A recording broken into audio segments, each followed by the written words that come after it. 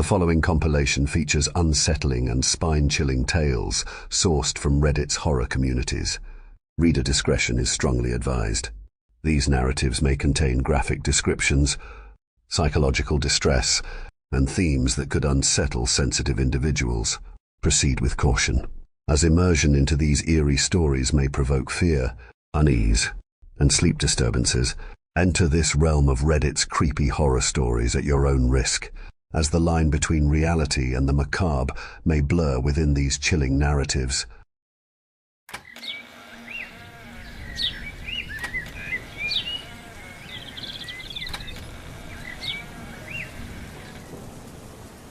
Don't call it a midlife crisis. A boat is a perfectly sound investment, and this was a real beauty. 36 feet of pure white fiberglass hull with an interior flooring of varnished teak and a closed-loop fuel system feeding 400 horses all at once. Whole setup running so smooth. It was like a cat purring at you, and all amenities included. For two lucky lovebirds to travel in style. Sure, there was only me at the moment. Charlotte had left a while ago, taking the kids with her. Fuck her. I'd put myself out there. Find someone else. I'd just work on my tan for a while. First, maybe drop a few pounds. Plenty of time for that. What I couldn't wait to do was to take my new baby out for a spin. I knew boats. We'd had one when I was a kid. Fine memories of family vacations. Sun beating down as I dried out on deck after my third swim of the day. Great stuff. And I got to steer the thing too.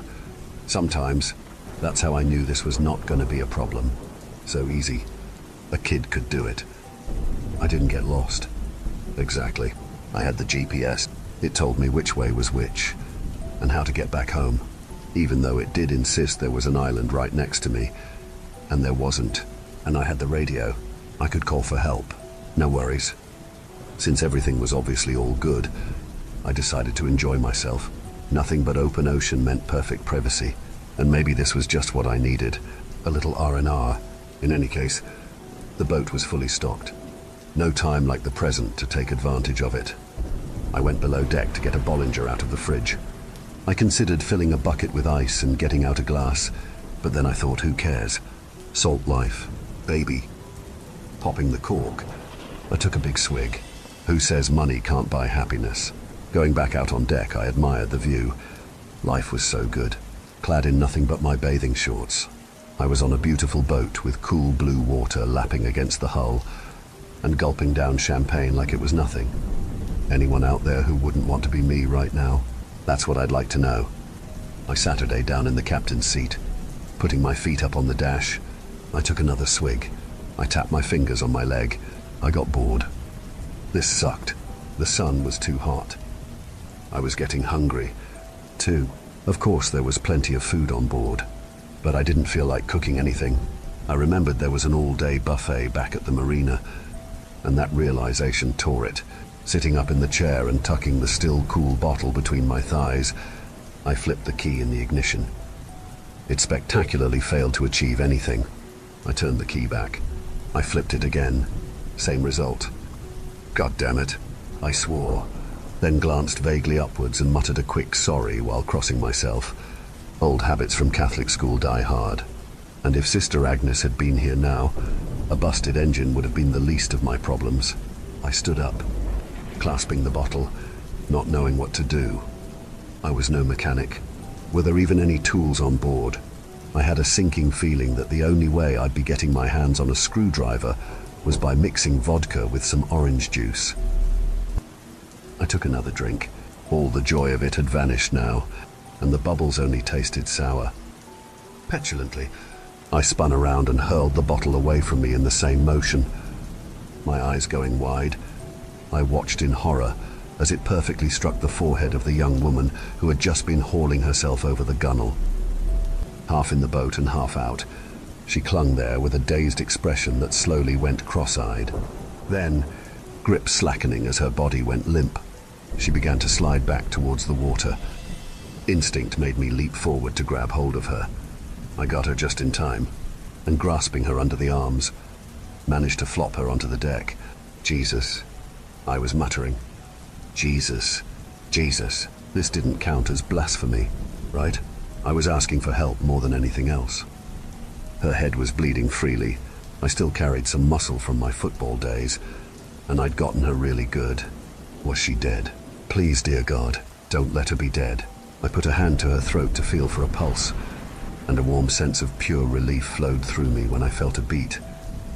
Slow, but steady. Picking her up like a child, I began carrying her below deck. No way could I leave her out there in the baking sun, so the bed would be the best place for her. It did occur to me now that she was completely naked, dripping wet, and naked. Where the hell had she come from? Was there another boat? I put her gently down and draped a sheet over her for the sake of modesty. Then I hurried back out and scanned the horizon in every direction. Nothing. I wished I'd brought a pair of binoculars, but probably it wouldn't have made any difference. Laser eye surgery had left me with 20/20 vision, and everywhere I looked, there was nothing but the sea. I shook my head. This was too much. First my boat had broken down, and now a skinny dipper appeared out of nowhere to bleed all over my Egyptian cotton. I had to get on the radio and call for help. The one smart thing I'd done before heading out was to familiarize myself with the handheld VHF. The thing had a built-in GPS that would automatically transmit my position, and it didn't take me long to get in contact with a rescue vessel. It was a stroke of pure luck, but they were returning from what had proved to be a false alarm, and had no problem redirecting themselves to pick us up. When I explained about the presence of an unconscious woman with a head wound, it really seemed to light a fire under their asses too. When I turned around, the unconscious woman in question was sitting up in the bed. I froze, looking at her. She looked back. Her eyes were shockingly dark, as if the pupils had fully dilated. She fixed me with a gaze of such intensity, I wanted to look away, yet I didn't dare to break eye contact for a second. You see, the sheet had slipped down around her waist, and her small breasts were on full display. It shouldn't have mattered. I'd seen all there was to see out there on the deck, and touched her too, when I carried her down here. But somehow the sheen of the purple bedclothes around her were emphasizing her nakedness, turning it from a natural state and into something lecherous. I wished I'd gotten the plain white sheets now. I realized, who did I even think I was? Some porn star. Are you all right? I finally managed. She touched her forehead, licked blood from her fingers. My head hurts, she said slowly. Her accent was unfamiliar to me. Russian, I thought. Eastern Europe somewhere. Long way from home. If so, yeah, I said. I'm real sorry about that. I didn't see you. I chuckled nervously. I mean, where did you even come from? She sniffed, looking around at the interior of the cabin without seeming much impressed.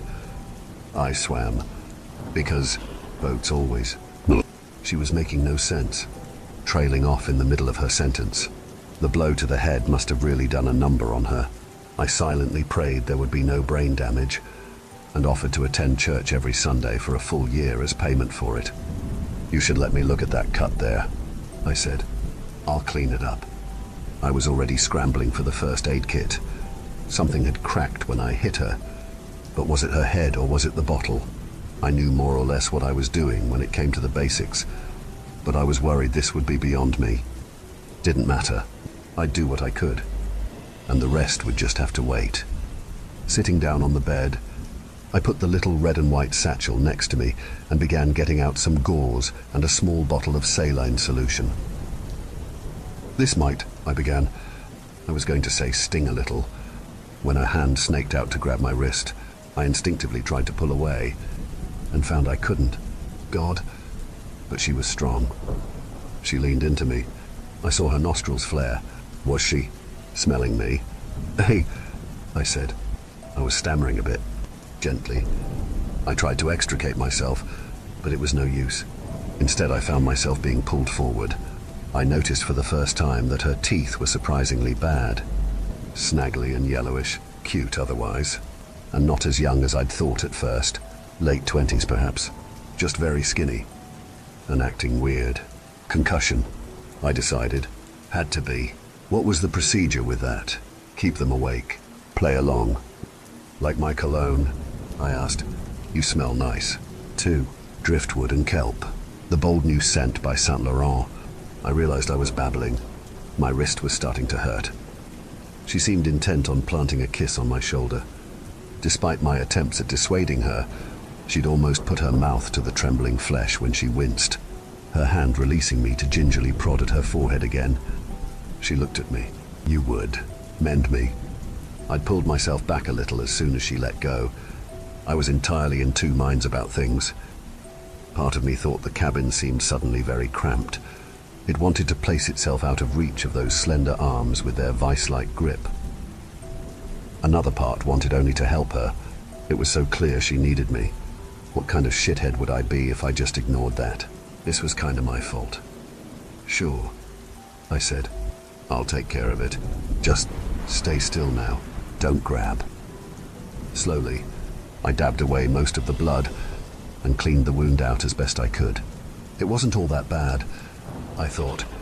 If I didn't know any better, I'd say it had almost begun to heal already. Head wounds were supposed to bleed a lot too, weren't they? Maybe I'd gotten worked up over nothing. Though she had passed out for a moment, and that probably wasn't good. Carefully, I slightly increased the pressure on her brow, just to feel for any sign of something being broken. No, everything still felt fine. It was just the first momentary panic that had made me think otherwise. All right, there was also some aloe gel in the kit. That was good for wounds, right? Couldn't hurt. I squeezed a small dollop onto my fingers and very gently began to massage it into her forehead. She had closed her eyes halfway through my ministrations, and now she was sighing contently. Her mouth curved slightly. That's nice, she said. I like that. Good. Great. I'm gonna put a bandage on you now. Okay? Before I could get that far, the handheld crackled into life. Cherry Bomb. Come in, Cherry Bomb. This is Sunbeam. We are approaching your location now. Please respond. Over. Yeah. I named my boat Cherry Bomb. So what? Sue me for liking the runaways. You stay here, okay? I told my guest, rest. I'm going up on deck, but I'll be right back. I grabbed the handheld and hurried out. Out on the deck, the ocean breeze did wonders for clearing my head. I hadn't realized just how on edge I was. Shading my eyes against the sun, I could see the shape of a boat out there now, rapidly approaching. Sunbeam, this is Cherry Bomb. We are, standing by for rescue. Over. Roger that, Cherry Bomb. We are prepared to offer immediate medical assistance. Is the patient capable of being moved? Over. Actually, I said, I don't think we'll need...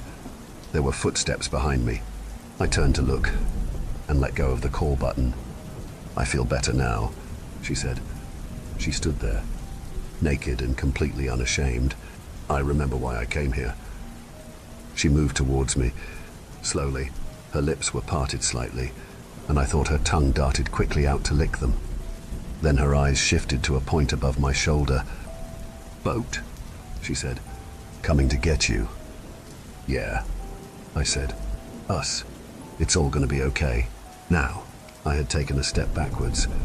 I realized, the way she'd been looking at me, she seemed to consider something. Made me feel good, she murmured. When you touched me, she'd come so close we could almost have kissed. Gently, she placed her hands on my chest. But, she said, I'm also hungry. She gave me a shove so hard and fast, I didn't even have time to yell before going over the side.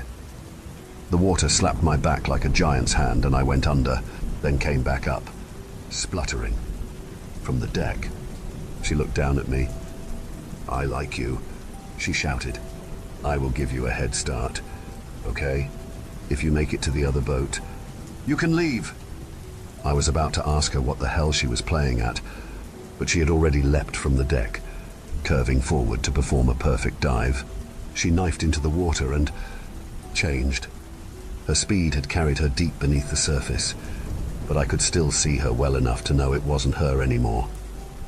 Scales glittered on a blue-gray and sinuous body that snaked around and coiled upon itself. A woman's torso grew from the lower body of a giant eel. A pair of eyes like dark marbles blinked as a nightmare mouth split open. Screaming, I thrashed and flailed, made for the ladder of my boat. I had to get out of the water. The shape came shooting up so quickly it almost seemed to simply appear before me. It cut me off, pushed me back, herding me away. A webbed hand slid across my belly in passing, grating like sandpaper against my skin. A message delivered. Don't go that way. I reversed, kicking, threw myself around and turning my momentum into a desperate and inelegant crawl as I began to swim for my life in the direction of the approaching rescue vessel. This wasn't happening. This wasn't possible. She wasn't. A stab of pain in my left thigh. Something flashed past me in the water, circled round and came up again from behind me. I whimpered, swallowed seawater, floundered, threw myself forward again. It was below me now. I could feel it. Caught flashes of reflected light. At first I'd been praying, begging, please, please, please don't let it get me. God and Sister Agnes help me now, and I will always be so good forever, I promise. But even that babble of childish fear and pleading had stilled, displaced by a deeper terror, some atavistic instinct that screamed at me shark. And beneath that, even purer and more thoroughly imprinted in the memory of my DNA, was simply the image of teeth. I wasn't a man. I was prey. Like prey. I fled. A touch of ice against my foot. A red line drawn across my chest. A nip. A prod. A cut and something vital leaking out of me. Then nothing. I crashed on through the waves, heedless of anything but the need to escape. A wall loomed in front of me. Trapped! Trapped! Gibbering with panic. I tried to turn, but strong arms were already gripping me, hauling me up, out of the water. I became aware of frantic voices surrounding me on all sides. Got you, buddy. Hang on! Shit. What was that? Jesus, you're torn up. Why the hell did you jump? We were coming right to you! The girl! Where's the girl?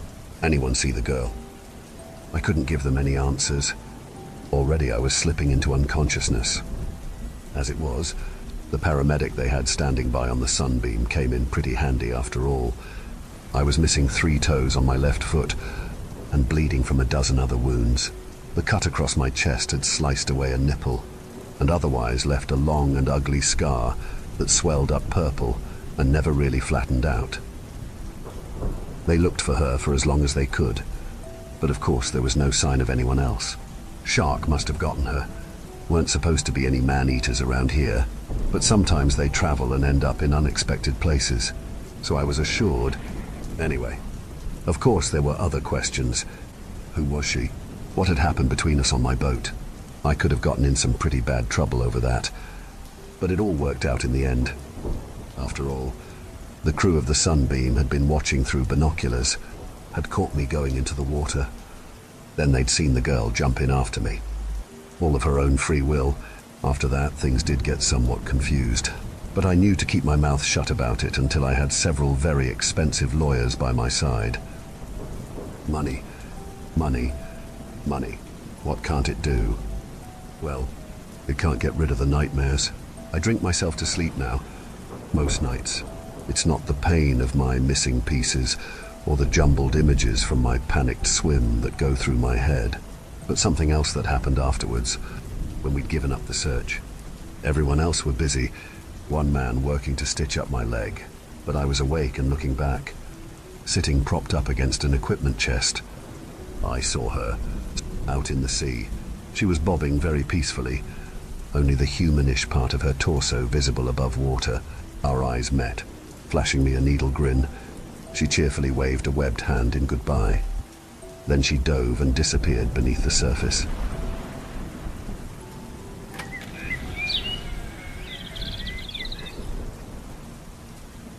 The call rang in at 7:42. I had just begun that day's closing operations, silently thanking God for another day of lackluster work. It's not every day that there's a missing child or a murdered spouse. And to be quite frank, I like to keep it that way, most days. Like today, were calls of wrong numbers or the occasional missing dog. Today, Paul Jordan's boy, Kieran, called to tell us his cat ran from home. When we arrived, A very apologetic Paul and tearful Kieran informed us the cat had simply passed away the night before. As such, on a day like today, you don't expect the phone to change your life. I placed the cell to my ear and was greeted by an unfamiliar voice.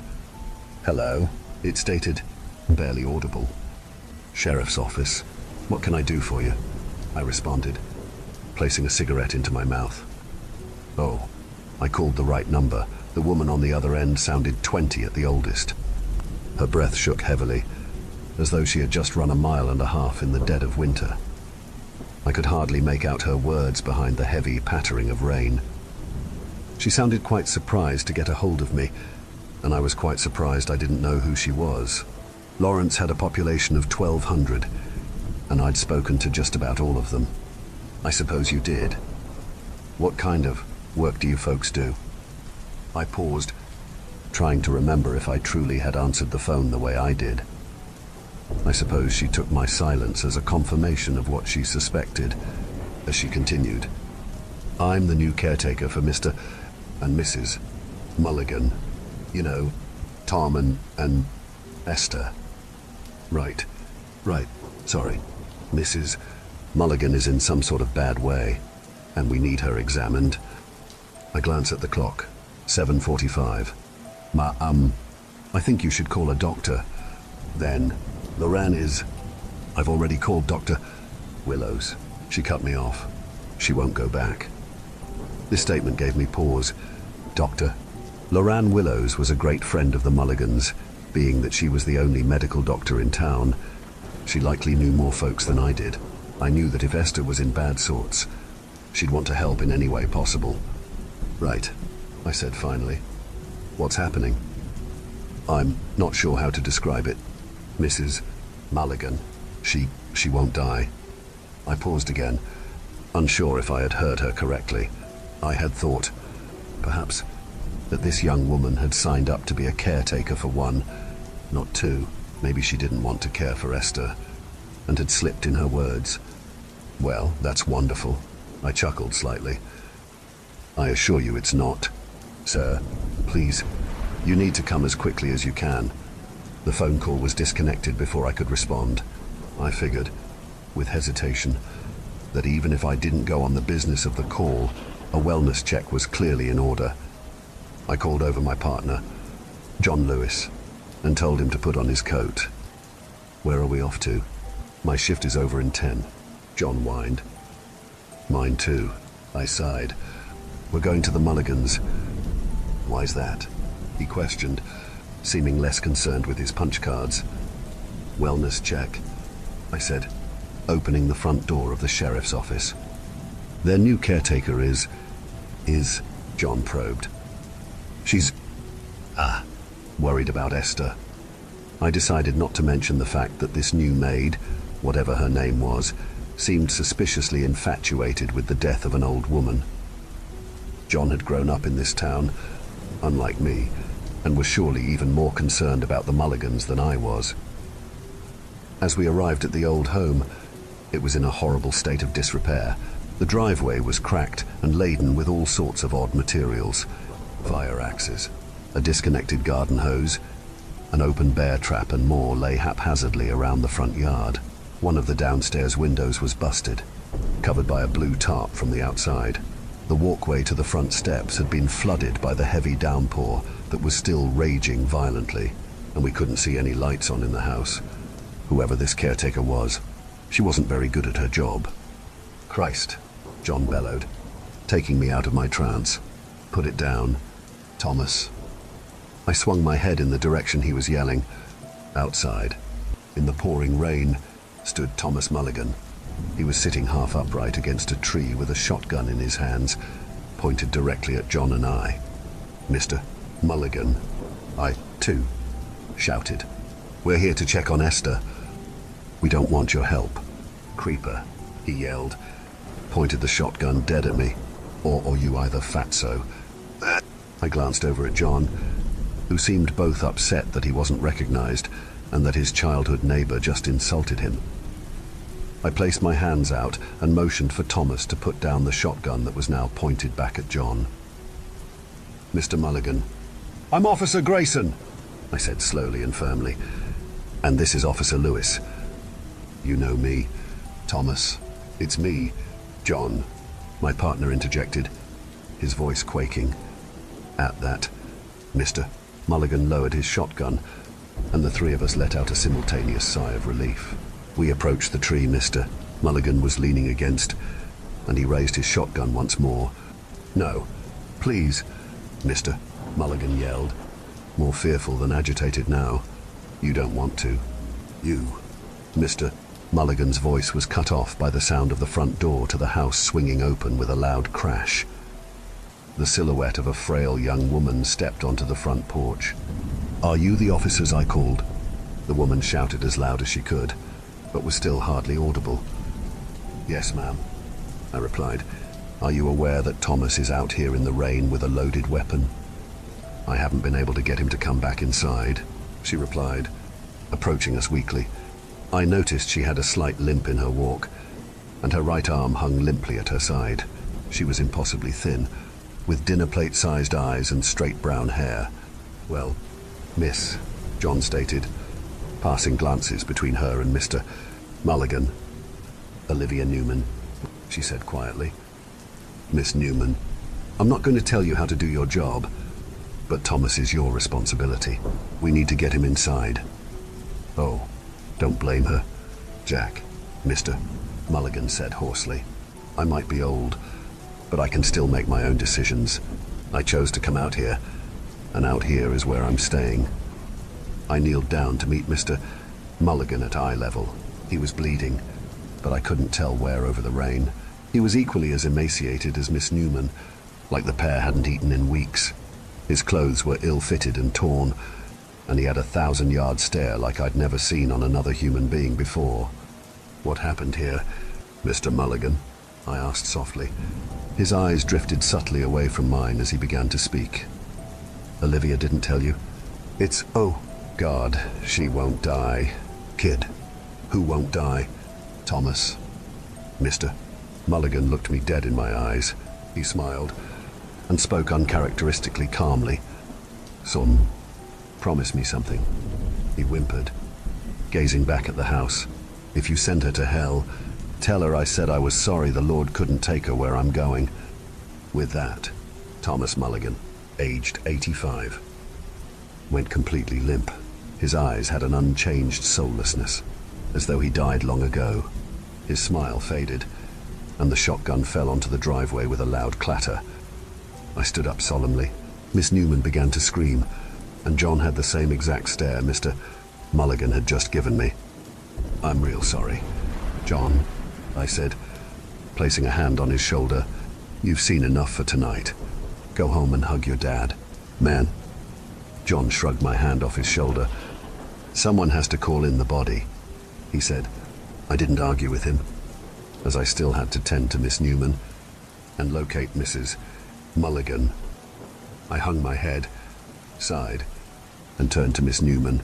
She was gently shaking Mr. Mulligan's body and sobbing uncontrollably. I placed my hand on her shoulder and gave her the warmest look I could muster at that moment. Olivia, I said, we should probably go check on Esther. Olivia said nothing. She turned back to Mr. Mulligan's body and did not move. I stood with her a moment, then headed toward the front door. I still had a job to do. The inside of the house was even more disgusting than the outside. Piles of dirtied clothes, spilled pill bottles, and rotting food covered the living room. The main stairs were missing half of the steps, and the banister was splintered in several directions. I held my breath as I carefully ascended the stairs, fearing more with each step that I would fall through them entirely. The upstairs was equally as unpleasant, peeling wallpaper and black mold all over the walls. The carpet was stained and matted, and a dog food bowl, labeled Pommy, was overflowing with canned meat. At the far end of the hall laid a single, strangely pristine bedroom door. A sense of dread hit me instantly as I approached the door. I suddenly became quite aware that I was alone, that there was nobody else on the way. I knew I was about to see either an emaciated old woman who I knew personally, or a dead body, I knew that there was byway anyone would hear me scream over the rain and thunder outside. I knew that if Olivia made her way back inside, she would find me too. I knew John would have to go looking for me if I didn't come back. "Mrs. Mulligan," I shouted. Nobody answered. "Esther, this is Officer Sam Grayson. I'm with the police. Is everything all right?" There was still no response. "Esther, I'm gonna come in." "Okay." I twisted the doorknob hesitantly and pushed it open. As soon as I did, a small Yorkshire Terrier bolted out of the room. I watched him run down the stairs and out of the house, like he hadn't left that room his whole life. He was well groomed, fit, and generally looked more cared for than either of the human residents I had met. Inside the room, there was a single wooden chair on its side directly in the middle. An empty noose hung from the ceiling. As I shone my flashlight on the room, I realized it was completely tidy. There was no indication it had been connected to the rest of the house as it lay empty. There was a small vase with healthy flowers in it. The bed was made and tucked, and the television was softly broadcasting the news. "Oh my, hello, officer." I swung around as quickly as I could. Behind me, in the doorway, stood Esther Mulligan. She was as I remembered her, short, well-fed, and with a sweet glow about her.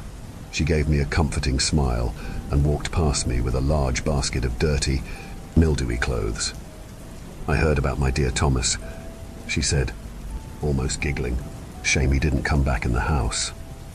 She began folding the clothes and did not look at me. She either didn't notice or didn't care that the clothes were completely unsalvageable. "You did, though, didn't you?" she smiled, gesturing for me to sit next to her on the edge of the bed. I approached slowly, picking up the turned-over chair in the middle of the room. "Oh, that was a fun one," she said cheerfully, pointing at the noose. "Tried to hang myself.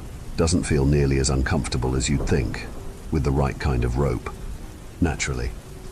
I cautiously sat down beside her and opened my mouth to speak. Nothing came out. "You know," she said, "I heard little Jack was an officer now. Is he downstairs?" No, ma'am," I managed to squeak out. "Ah, well, beggars can't be choosers, can they?" She placed a wrinkly, shaking hand on my thigh. "Olivia wasn't my first choice either. Mind you, we've gone through a lot of caretakers these past few months. You, though." Esther looked me up and down and pointed toward my gun holster. "I won't say we haven't tried it," she remarked, "but would you humor me?" I placed my hand on my gun, having every intention of it staying holstered. I shook my head slowly, unsure if words would come out if I tried. Well," Esther said sadly, "I'd say you were free to leave, but Thomas and Olivia didn't fare so well, did they?" She stood up slowly and motioned for me to follow her, against my better judgment. I kept a reasonable distance and followed her. She led me carefully around piles of food, trash, and laundry until we landed at the front door. "Quickly now, before it closes again," she remarked, stepping outside of the house. As soon as I joined her back onto the front porch, the door slammed closed on its own. Outside lay the bodies of Thomas Mulligan, Olivia Newman, and that little dog. The dog was now as unkempt and skinny as the other two corpses, like it had rotted away as soon as it crossed the threshold of the front door. John was noticeably absent. The car was still there, but had nobody inside of it. "Little time to waste," Esther said, stepping over the little Yorkie. She stood in the middle of the driveway and held her arms out to her sides. "Try to see if you can do what they couldn't, Officer Grayson." I had no idea what she meant by that. My focus was clear on the bodies outside. When did Olivia pass? How did the dog die? What the hell was going on? Where the hell was John? I'm not sure how to describe what happened next. One moment I was focused solely on the bodies of the deceased, and the next, I had my gun in my hands and a bullet in the old woman. It was as if she had completely removed my free will, like she wanted her ending to go exactly as she planned, and didn't want me mulling it over too long. Esther laid on the grass, emaciated and unwashed, with a bullet in her head. Just as I had started to approach her, I felt a sharp pain in my left shoulder. I grabbed my shoulder and fell to the ground. As soon as I hit the floor, the rain had stopped. I was bleeding heavily, and John was standing over me. The bodies of the Mulligans laid across the yard, fully healthy, fully washed, fully lifelike. John was screaming at me, but I couldn't figure out what he was trying to tell me. Something about whether I had gone insane, what the hell I was thinking, why the hell I would harm that old woman. I tried to tell him she wanted me to, that I had no choice, but he wouldn't listen to me. Just as he was getting ready to put me into custody, the house began to shake. The entire building creaked and whined for 30 seconds. Then, as quickly as it started, it stopped. The building was back to normal, as though nobody had ever been inside of it. One by one, the Mulligans began to sit up, brush off their clothes, and head back inside. "Thanks for trying, officers," Olivia said sadly. "We'll probably see you again in a few weeks. Mrs. Mulligan can't help it." And with that, she closed the front door and locked it. John quit the force about a week after that call. They never did call again, at least not that I was ever made aware of. As far as I knew, life went back to normal for everyone but John and I. We agreed it would be best to not mention to anyone what happened. We didn't want anyone to go through what we had. I had all but completely repressed this memory over the last few years, but last week I was called back to the house. The entire building had burst into flames, with all 3 of its inhabitants presumed dead. I didn't register that it was the same house where it all happened until, when looking for the deceased, I found a partially melted dog bowl labeled Pommy. No bodies were ever recovered from that house. It sits empty now, ready to be demolished. There was no family that ever claimed the property, and nobody ever reported anyone named Olivia Newman living in the home at all. As far as anyone can recall, the Mulligans lived alone, without the need for a caretaker. Even John is starting to forget the details of that night. And I'm afraid I will too. I'm writing this down in case anyone has any information on Olivia Newman or the fire in Lawrence, Washington. If you know anything, please contact me. I might not remember this story soon, so please be as timely as possible.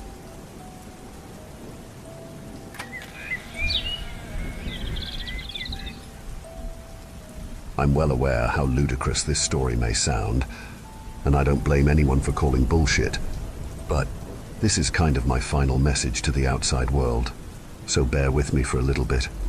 I'm an outdoorsy kind of guy. I always have been. As a kid, I liked wandering around in nature. I liked the peace and quiet that comes with it. The sounds of nature calm my soul. I really just love being outside.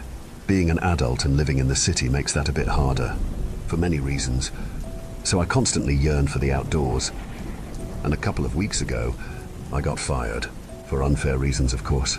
Just because I'm not always as happy as can be to customers, and I tend to get lost in daydreaming. That doesn't mean you can just fire me, right? Anyway, after the upsetting news reached me, I was, well, upset. I still needed a job, like most people do, and finding employment is so hard, especially as of recently. So, to combat the feelings of sadness and annoyance, I decided I deserved a little break, at least before looking for another job. You can probably imagine what my idea of a break was. Being cooped up inside a tiny, sweaty, and overall horrible fast food building every day made me sick of being surrounded by walls. Even my own apartment was too oppressive for me. So I organized a weekend camping trip with a few friends. My 2 closest friends, Francis and Haley, accepted and told me they'd be there. It doesn't matter that nobody else agreed. Shut up. Those 2 did, and that was good enough. We decided we'd get to our starting point on Friday afternoon and set up camp for a night or 2. Being recently unemployed, I got there early and had to sit on my own for way too long. Random hikers walked back and forth along the trail, glaring at me as they passed. I stared at my feet after a while. Those people staring at me. Psh, what do they know? When my friends finally did arrive, they arrived late. I yelled at them for taking so long and leaving me to be judged by random strangers. They were like 4 or 5 minutes late after all. Haley was apparently a fake friend because she yelled insults back at me and just left. Whatever, I decided. Francis looked tired already. so I ushered him to the trail before he could decide he hated me too. The hike was about half an hour each way, and I talked at Francis about my running streak of bad luck pretty much the whole way there, aside from a little shit-talking people in my life who piss me off. He must have had a bad day at work that day because he was quiet and really irritable. I don't get why people are all about employment and jobs and stuff. So overrated, to be honest. Eventually, we made it to the camping spot, super far off the main trail, past the huge brambles and the giant chain-link fence. Was the best place for camping ever. The warnings and keep out signs only make it better.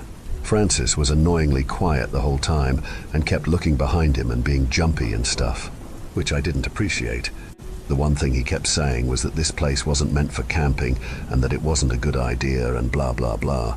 It was like he wanted to ruin my trip. I ignored him whenever he mentioned it. After the walk, we made it to a small clearing surrounded by dense trees where we stopped to set up camp. Francis continued being a whiny bitch, talking about being followed or watched or whatever. I told him exactly what I thought, that he was being a whiny bitch, and he finally stopped bringing the mood down. I set up my tent and he followed shortly after. Failing as he did, I couldn't help but sit back, watch and laugh.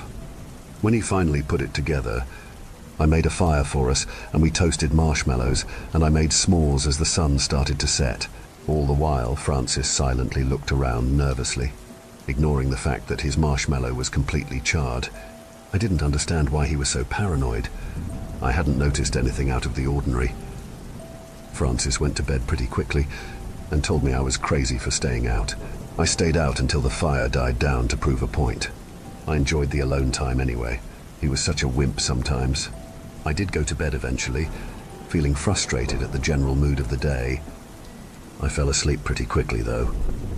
The next day, I woke up at the crack of dawn to Francis whispering at me through the tent. He was rambling at me for a while before I took any of his words in. "So can we please go now?" was the first thing I registered. "What?" No! "You fucking pussy. I thought you liked camping," I said groggily. He stayed silent for a while. "Not here. Man, this place is fucked. We have to get out of here." Psh! What a chump, right? "Man, go by yourself then, if you're such a wimp," I retorted. I said I don't know the way. "Tom, did you listen to anything I said?" "Nope," I admitted. He sighed in defeat. Man, Haley was right. And with that, he crawled back into his tent. I didn't need him to have a good time here anyway. It didn't take too long until I was up after that. I ate some breakfast and picked up my backpack and went to wander around the clearing, taking in the scenery. The breeze gently blew through the trees around me. The warm air soothed the tension I had built up, and the distant chirps and chitters of animals put my mind at ease. It really was perfect. I strolled around the clearing, picked some flowers, mushrooms and berries and stuff, some of which I'd never seen anywhere else before. There was literally nothing to be worried about anywhere. Francis was overreacting for sure. As I was appreciating the nature, though, I thought I saw a flash of movement deep within the woods. Walking over to investigate, I noticed a really faint path winding through the dense trees, leading the opposite direction of where we came from. The movement must have come from there. I got that little jump in my stomach, where you feel like you're exploring or discovering something secret. I was immediately entranced, and without hesitation, started on the path. It was hard to follow. Several times I lost the vague direction and had to backtrack slightly to find it again. I figured it must have been a deer trail, all windy and confusing to follow. You know, how deers like to traverse. I didn't stop to look around until I walked face first into a branch and fell over. I don't know how I did. It felt like it almost came at me and slapped me, but when I looked up, the trees were different. Diseased, I guess. They looked gross and eerie.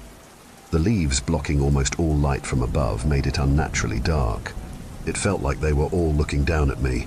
To be honest, I felt kind of scared. Helpless, as pathetic as it sounds. I snapped out of my trance, got up, and looked around for the trail. My heart rate spiked when I couldn't find it at first, and it kept rising when I looked harder, and I still couldn't find it. Frantically glancing around, I couldn't see anything but vile, twisting trees surrounding me. Were they getting closer? No. I was freaking myself out. Pull yourself together. Man, I had to say to myself. I was turned around after the fall and decided to pick a direction and stick to it. I would get out eventually. Squeezing past trees I didn't have to before. I set off. After at least, like an hour, probably more, nothing was changing. Everything I could see looked at least vaguely familiar. I was panicking, not to mention starving. These weird, gross trees went on forever. I must have picked the wrong direction. I was sweating a shit ton and running at this point. I was so tired. At some point, I caught my foot on a root, or something, and fell flat on my face. Yet when I looked, I couldn't see anything I could have tripped over. Finally admitting defeat, I decided to try and yell for Francis. The first time, there was no response. A little louder. Nothing. Louder still. Nothing. Still. The woods felt suffocating and I felt like a caged animal, even if I was technically outside still. Now I really was scared. As if on cue, a gentle voice sounded from behind me. I yelped in surprise and whipped my head around, and Francie, a tall, beautiful woman, who seemed to light the surroundings up slightly, stood above me, taller than me. Her skin was incredibly pale. She had long, wavy and shiny black hair that seemed to shimmer despite the dark. She gazed at me with piercing, icy blue eyes and wore only a spotless, bright white dress that, along with her hair, flowed like they were underwater. I looked on in awe for a moment before responding. Sorry, what did you say? I tentatively asked her. She had a very dignified presence. It commanded respect, in a way. I said, "Are you lost?" Her voice was surprisingly deep and smooth as butter. It made me feel like I was melting. Yes, I am, as it happens. I don't know why I became so nervous after she spoke. I felt honored to be in her presence. "What's your name, sweetheart?" she asked me, in an almost motherly tone, sending a shiver down my spine. Tom. I'm Tom, and yourself?" "Follow me, Tom," she said as she turned to leave. I didn't question that she ignored me. I had to follow her. To get out of here, yes, but also because I was already head over heels for her. I jumped to my feet and ran behind her, suddenly reinvigorated. She looked as if she was gliding through the woods, like she knew this unending landscape like the back of her hand. She elegantly, yet playfully, danced her way around the trees as she led me away from that nightmare. I kept my eyes fixed on her, noticing that she was always the same distance away, no matter how fast I ran. I followed her for some time. I don't know how long. I was almost entranced by her, but by the time I caught up with her, my legs felt like jelly. "Here we are," she basically whispered to me. It was dark, but the full moon hung high in the sky, casting a ghostly bluish glow all around the clearing. "Wow, thank you. How did you do that?" I was slightly in disbelief. She only giggled at my question, but who was I to argue? She delicately caressed my cheek and slid her finger down to my chin. Her touch was soft, softer than any material I'd felt, yet it had a fiery heat that felt like it burnt my skin. "You must have realized by now," she whispered directly in my ear this time. "This place is not for you. You mustn't stay." Her breath was somehow cold on my neck. She let go of me as another shiver went down my spine. This time I felt slightly threatened by her. "Yeah, sorry about that," I said without looking at her. Thinking back to the signs earlier, there was no response. I looked up to speak to her. But she was gone by that point, though it felt like she was still here. Her presence lingered in the air somehow. "Damn it. Nice one, Tom," I said aloud. It was late by that point and I was utterly exhausted. I walked past Francis's tent, admiring the serenity of the night, and into mine, where I passed right out once I lay down. I woke up the next morning, feeling wrong. I guess sleeping fully clothed doesn't help, but it was more than that. A certain emptiness lingered deep inside me. I tried to brush it off and got up. I was absolutely starving, so I ate the rest of the food in my bag that was meant for at least another couple days. I was still kinda hungry though, so I left my tent and went to Francis. "Francis, No response. Francis. Still nothing, Francis. Still nothing. Welp, this is on you, I said as I quickly unzipped the tent. He wasn't there, though, which was weird. But whatever. I rummaged through his stuff and ate anything edible, not really able to control myself. The empty feeling lingered inside me, even after all that food. I decided to look for the lady again, feeling strangely compelled to. After all, I didn't have much else to do, and she was pretty awesome, even just to listen to. I still didn't know her name, so I yelled aimlessly into the trees from the day before, mainly shouting "lady" over and over. Surprisingly, it did work.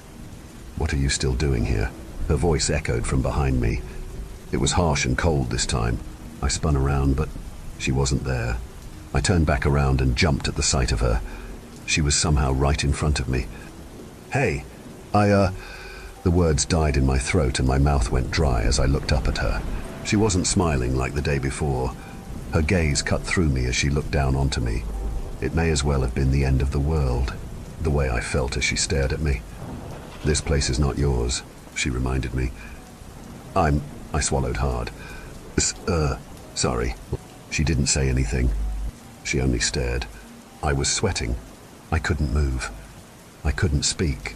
The empty feeling swelled inside me. I felt like I was going to vomit. Just as I thought she might attack me, the atmosphere shifted slightly. It felt an invisible grip around my neck loosen a little. I enjoy nature, you know. I wish I could, stay here for, forever. I finally managed to stammer. I see. She spoke softly again, and with that, she slid backwards into the dark of the twisted woods at ridiculous speed and disappeared. I was left stunned. The empty feeling only grew worse, now accompanied by a sudden sharp pain appearing in my stomach. I leaned over and dropped to my knees.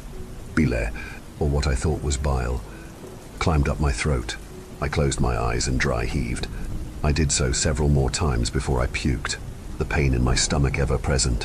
When the pain receded slightly and I opened my eyes, expecting to see all the food I had eaten, I was shocked and scared to see a thick, vile black sludge. This was definitely wrong. 100%. Maybe Francis was right. I was starting to see where he was coming from. Where was he actually? Francis! I yelled out. Nothing. Oh God. Francis! I screamed. I was freaking out, panting and sweating, kneeling over my black vomit. I was beginning to lose hope. When I finally heard the bastard, far away, just about audible. I'm pissing. Just wait. Oh, thank God. I didn't feel like standing up, so I waited until he came over, his faint footsteps drawing ever nearer. Oh God. Jesus Christ. He said once he laid eyes on me in the state I was in. As bad as his reaction was to hear, I was relieved to not be alone. Hey man. Yeah, I spoke. Yet, when I looked up at him, something happened. I still don't quite know what. It was a blur. Everything stopped for a moment, and I felt like I saw a flash of red before I knew what had happened.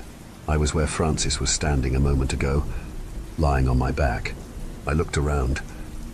Francis was gone. The sun had begun to set, and I was left confused as to what happened and where the time went. Francis had apparently left, and the whole ordeal left a bad taste in my mouth. Literally, a dry, tacky feeling and a terrible taste lingered in my mouth, most likely because I hadn't eaten all day. Yet, weirdly, I didn't feel hungry at all. I felt a little sick, in a kind of good way, if that makes sense. The empty feeling lingered still, but was dialed down to where I could ignore it. I was confused and frazzled that I decided not to overthink it. My eyelids felt heavy, and I decided to succumb to the feeling. I closed my eyes where I lay and fell asleep. I had a terrible nightmare that night, though it was dark, a void. I had no body, but I felt my body. In my mind I knew I was somewhere. Disembodied voices whispered all around me. They spoke to me all at once, telling me things I couldn't quite decipher. I felt the emptiness deep inside my very being twist and writhe as if it were living. It yearned for what? I didn't know, but it hungered for something. The cacophony of whispers grew in volume as I felt the swirling in my body. Millions of tiny legs clawed their way up my esophagus, ever so slowly. The whispers turned to pleading, and the pleading turned to begging. The millions of razor-sharp legs reached higher and higher, shredding my throat and mouth as they did. The begging became frantic. The tiny little legs reached my mouth and spilled out onto my chin. I couldn't breathe as they marched their way out, clogging my insides. The voices began desperately shouting. I still couldn't decipher the meaning behind their words. They screamed at me, screamed in rage, in ecstasy, in panic. The legs kept coming. There was a seemingly endless amount. The voices grew louder still. They seemed to sing in a demented choir, full of secrets I wasn't allowed to hear. Everything became more and more intense. The voices screamed louder. The legs crawled faster. My insides burned in pain, uncountable pinpricks littering every surface. I thought I might go deaf from how deranged and absurd the voices had become. Just when it seemed it couldn't get any worse, I was saved from the prison in my head and brought back to reality. I'm not sure if dreams hold meaning at all, but that one, it was so vivid, so debilitating. I gasped as I jolted awake, trying to brush it off as a typical nightmare. I was oh so hungry when I finally did. I was empty, you could say. I rose slowly, a sharp twang of pain from my stomach reminding me of my dream. I had to eat something. It was a long day of pain and hunger, searching the almost endless woodland for any form of sustenance. To be honest, I didn't even know it was this big, or how it was even possible. I foraged at first, eating anything I could get my hands on, berries, fungi, even bugs, but it didn't help ease the pain. Eventually, though, I stumbled upon a serene lake, its surface reflecting the sun right into my eyes. Hunger gnawed at my insides, a relentless beast that demanded to be satiated. I cast my gaze towards the tranquil waters and saw the shapes of fish swimming just below the surface. I knew I had to catch one. I had no tools to use and thought hard about what to do. When I remembered a trick my father taught me long ago, I gently placed my hand underwater, wiggling my thumb slowly. I waited and waited, moving ever so slightly as a few fish made their way over. And, confident as I was still surprised when it worked. As far-fetched as it sounds, a fish absent-mindedly bit my thumb, and I quickly grabbed it. Its face seemed comically shocked at the trap. But as I pulled the wriggling fish from the water, admiring its form, a primal urge took hold of me. The hunger was too intense. I tried to fight it, to resist the savage compulsion, but it was as if my very essence had become entwined with the instincts of the forest. It smelled heavenly, even raw, even live. I brought the fish closer to my face, its scales shimmering with an ethereal beauty. With a foggy mind and a sudden, violent motion, I bit down on its head, the crunch of bones and flesh filling the air as its head came clean off. I was stunned at myself for a moment, until I chewed and realized how delicious it was. It was probably the best thing I'd tasted, ever. I frantically shoved the rest of it in my mouth, the bones snapping and the shards scraping down my throat. I should have been horrified, repulsed by my own actions, but instead, an unsettling satisfaction washed over me. I spent the rest of the day devouring all of the fish I could find and only moved on to search for more food. Hours passed as I searched for food, then days. I lost track of time. Days turned into weeks as I wandered deeper into the woods, the landscape twisting and repeating in increasingly strange ways, the gnawing hunger persisting. But no matter how much I ate from the forest, it never seemed to satisfy me. It was as if the very essence of this place was draining me, consuming my humanity. As the time passed, I felt myself changing, transforming into something unrecognizable. My skin slowly took on a disturbing grayish hue, and my limbs twisted and elongated into gnarled branches. My once human thoughts have become entangled with the whispers of the forest, and I started to see the world through the eyes of the creatures that dwelled here. One evening, as the moon cast an eerie glow over the landscape, I came across a reflection in a dark puddle of water. What I saw, it was no longer the image of a man, but that of a monster, a creature born of the woods themselves. My eyes glowed with an unnatural light, and my body was covered in a mess of lichen and moss, but I didn't care. I still needed to eat. With each passing day, my connection to humanity fades further. The memories of my former life slip away like mist, and I am embracing my new existence. I move with the rhythms of the forest, frolic under the moonlight, my once much more human thoughts melding with the ancient knowledge of the forest. The trees whisper secrets to me, and I whisper back, their voices a chorus of rustling leaves and murmuring branches. I don't want to leave. I never did. But I can't find the trail out anyway.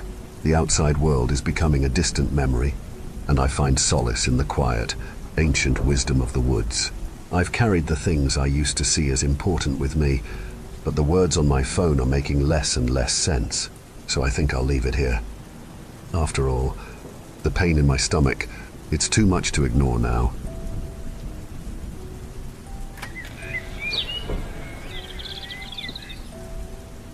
May 26th. My name is Fisher Jacobs. My mom said it would be helpful to write out my feelings on something and talk about significant events in my life. Mainly because I've been having issues with depression and suicidal thoughts. I think about it a lot. Too much, probably. I prefer to be alone most of the time. Sometimes I have trouble even being with my friends. My mom said I spend too much time in my room in the dark, so she took my curtains away. Sometimes I think she hates me. My dad is Bert Jacobs and my mom is Jennifer Jacobs. We live in a pretty nice house in the country. My dad owns about 100 acres of land. Half is a field and the other half is woods. The house is 2 stories, the whole upstairs being my bedroom, and I have a big window on one side overlooking the field. The basement is furnished and has a bedroom for guests, but it's basically my Uncle Jeremy's room. He lived with my grandmother until she passed away a year before. Ever since he's lived here with us. My mom told him he'd have to get a job and find his own place, but it hasn't happened yet. I turned 18 today. It was a fun birthday, being my first step into adulthood. May 27th. Last night my mom left the house sometime during the night without telling anyone. No one even heard her leave. Every morning my dad would wake me up early to go feed the chickens. As I walked out the back door, I noticed something white swaying in the tree line of the woods. I told my dad and we made our way back. But what I saw will forever be burned into my mind. It was my mom hanging by her neck, in nothing but her nightgown. June 10th. It's been exactly 2 weeks since she died. I see her pale face, devoid of life, in my dreams every night. The coroner said it must have happened around midnight. I think Dad is doing the worst. He hasn't really talked much since it happened, and he doesn't really leave his room unless he's going to work. He's stopped taking care of the farm, so I've been doing most of it. I had a really strange experience last night. I woke up in the middle of the night and felt drawn to my window. I looked out and could have sworn I could see someone standing out there in the field. The moonlight wasn't strong enough for me to properly tell, but it freaked me out a little. I just brushed it off and went back to bed. Although it was kind of hard to fall back to sleep, I kept feeling a weird anxiety about what I saw. June 17th. Last night I woke up in the middle of the night again. This time the motion sensor light we have on the back porch was on. So I got up and looked out the window and I saw something weird. It looked like someone was standing just outside of the light, but I still couldn't tell if I was just seeing things, but I swear it looked like someone was standing there. June 19th. I keep forgetting to write in this journal. I don't have too much happening in my life, but I've been thinking about my mom a lot recently. She was deeply in love with my dad. They had known each other since high school, and my mom always told me that she hoped to be with him in the afterlife, whatever it was. She was hard on Uncle Jeremy, but she just wanted him to do better because she loved him. He was her best friend. They told each other everything. I mean, hell, they're only a year apart in age. That's why I can't help but feel like I'm the reason she did it. We kept butting heads over everything. I just kept telling her I wanted to be independent and that I wanted to be left alone. She kept getting mad that I was going out and getting high with my friends instead of doing my homework and focusing on school. She just wanted me to get into a good college, have a good career, and be successful. But I just wanted to have fun. Mom, I'm sorry. I wish I listened to you. I'm sorry that I pushed you too far and made you so unhappy. I miss you. June 24th. Last night I went out with my friends for the first time in almost a month and stayed out until around midnight. When I got home, I circled the house to the back door so I didn't wake up my dad. Luckily for me, he usually leaves it unlocked for me so I can get in easier when I get home, in case I'm drunk or high. But as I rounded the corner of the house to the back porch, the porch light was already on, which I didn't really think twice about. But as I reached the door, all the hairs on the back of my neck stood up, and I turned around instinctively. My heart dropped. My stomach twisted into a million knots, and I flouncy in place. I saw her. I saw my mom, but instead of the warm, comforting feeling I used to get, I felt like a fly in a spider web. She was standing in the light, motionless, wearing her white nightgown, but something was wrong. Her face didn't look right. It looked as though her skin had been removed, then stretched over her skull with her mouth looking as if it was being forced to smile, as if being held by hooks. Her eyes were pitch black, and it looked as if she had no eyelids. Her proportions were wrong as well, as if her arms had extra bones in them. As I sat there frouncing, she began to make a sound like a death rattle, but it was coming from her chest. She then forced out a word from her chest without moving her mouth. Fisher. I almost puked. It sounded like my mom, but something was wrong. Her voice sounded strained and hoarse. I instantly turned, opened the door and slammed it shut and screamed at the top of my lungs for my dad. He instantly came rushing in with the gun. He asked me if I was okay and what happened. I told him exactly what I saw. He looked out the window in disbelief, turned to me and said, "There's nothing out there, Fisher." I quickly shot up and looked, and he was right. There was nothing there. June 25th. My dad pulled some strings and got me in today for a psychological evaluation. I don't even believe what I saw myself, so I agreed to do it. They diagnosed me with schizophrenia and just prescribed me some medication, and that was it. We'll see if it works, I guess. June 27th. So far, I'd say the medication is working, I guess. I never had any previous episodes, so I don't know what it's meant to do. All I know is I haven't seen anything unnatural or strange since that night. July 1st. I woke up last night and the back porch light was on again. I looked out my window and she was there again. Except she was closer. She just stood there not doing anything. I pulled out my phone to get a picture, but when I looked through my phone, she wasn't there. She disappeared. I don't remember falling asleep, but I must have gotten so freaked out I fainted because I woke up this morning on the floor. July 8th. It happened again. I woke up randomly again, and yet again she was there, but this time she was staring directly at me. She changes what she does each time, seemingly. It feels like she's learning or something. I don't understand. She's been haunting me for weeks now. I don't get good sleep anymore, but I think I'm figuring her out at least a little bit. July 14th. I was in the basement playing video games with Jeremy tonight. It was fun. I felt comfortable, like everything was normal for the first time since Mom died. Then we heard a loud screeching noise. Jeremy brushed it off as a bobcat, which have terrifying cries and aren't uncommon around here. But it didn't sound right to me. It sounded strained and unnatural. We continued playing, and I noticed through the small window in the basement that the back porch light came on. I felt dread in the pit of my stomach. I jumped up and raced to the window and looked out, and I saw her. Only this time she was crawling around on all fours. I called Jeremy to come look. He groaned and nonchalantly walked over and looked out the window. "Dude, there's nothing out there. And you gotta stop going on like this about her. That's my sister and your mom. I know coping is hard, man, but we all just have to live with this. We all miss her."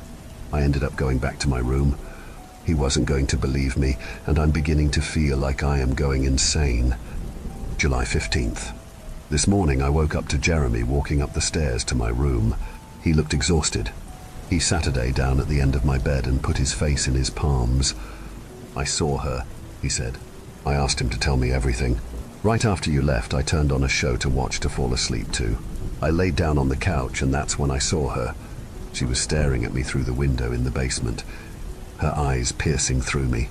Her face was pressed against the glass like she really wanted inside or something. I've never been more scared in my life. I don't know how long she sat there and stared. I covered my face and she was gone. I immediately covered the window so she couldn't see me, and I hid in the bedroom all night waiting for something to happen. I didn't sleep. This honestly made me feel extreme relief.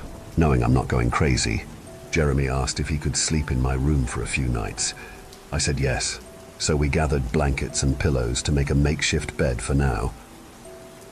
July 22nd. Last night, me and Jeremy both woke up at exactly the same time to another scream like the one from the other night. But this time, she wasn't out there staring up at us. We heard the back door open, and we both raced toward the stairs. When we got to the bottom, we could see my mom standing there with the back door open, smiling with her spine-chilling grin.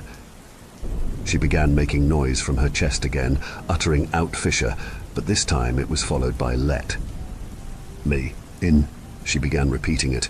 "Fisher, let me in." Captivated by fear, I was able to spit out the word "no." After which, she fell to all fours and began creeping backwards in a rigid manner, almost as if her limbs were frouncing. She continued backwards out of the light. It was only once she was out of view that we rushed toward the door and slammed it shut.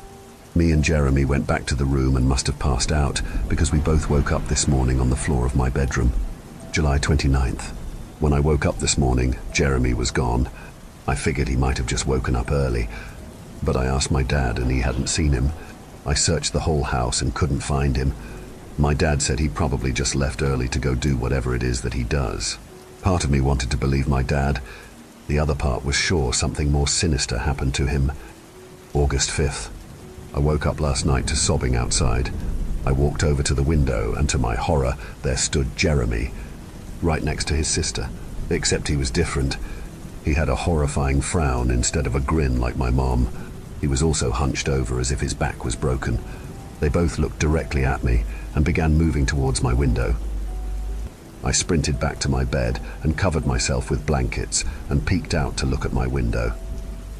To my horror, they were both staring into my room, faces pressed against the glass. Then Jeremy croaked out Fisher, "Sorry, help," as my mom asked me to let her in again. I just Saturday there being tormented.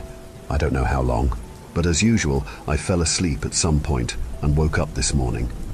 August 12th. I woke up 6 hours ago at the time of me writing this entry. When I woke up, I heard someone moving around in the house. I frowncy, but I realized it was my dad. I couldn't make out what he was saying, but I know he had his boots on. It meant he was about to go outside. I jumped down my stairs and looked toward the back door and saw my dad was already outside. I ran to the back door and screamed as loud as I could, "Dad, no." He didn't even turn around. All he said was, "Jenny, wait, please come back. I need you." I screamed for him as hard as I could, but he was already gone. I ran to his room and grabbed his gun, and as I stepped into the hallway to the back door, Jeremy was standing there. I aimed the gun with no hesitation and fired. It seemed to just go right through him like nothing. I dropped the gun and ran up to my room. I looked at my window and saw my mom, Jeremy, and now my dad. They were all talking at once, driving me insane. I grabbed the blanket off my bed and covered the window. Then I dropped to my knees and covered my face. Suddenly the voices stopped. I Saturday there like that for a while, but eventually I just Saturday on my bed staring at the blanket on the window for hours. The sun finally came up. It's 6:30 p.m. right now. I waited all day. I just took the blanket down and nothing was there. So I guess I'm alone now. Thank you for venturing into the darkness with us. If you dare to explore further, be sure to subscribe to our channel for more spine-tingling tales of horror and the supernatural. Remember, the shadows hold endless mysteries, waiting to be unveiled. Stay tuned for more bone-chilling stories as we continue to traverse the eerie depths of the unknown together. Until next time, may your dreams be free from the haunting echoes of our tales. Or perhaps not.